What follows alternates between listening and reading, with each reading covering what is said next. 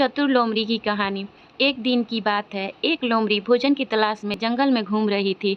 घूमते घूमते वह एक कुएं के पास पहुंची, जिसके चारों ओर दीवार नहीं थी। यह देखने के लिए कि कुएं में कितना पानी है, वह कुएं में झांकने लगी और अपना संतुलन खोकर कुएं में गिर गई। कुएं में बहुत अधिक पानी नहीं था, इसलिए लोमड़ी मरने से बच गई। लेकिन जब उसने कुएं से बाहर निकलने की बहुत कोशिश की तो बाहर निकल नहीं पाई। वह वहीं खड़े रहकर किसी के आने का इंतजार करने लगी।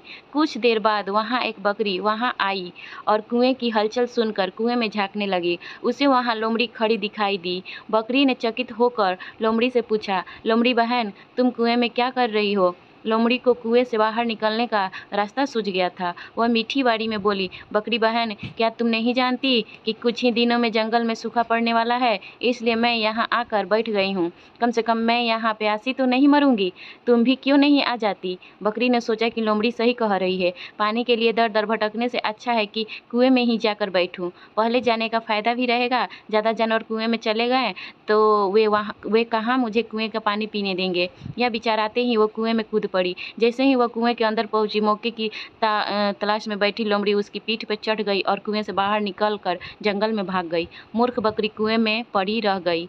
इस कहानी से यही सीख मिलता है कि कभी भी किसी की बात पर बिना सोचे समझे भरोसा नहीं करना चाहिए।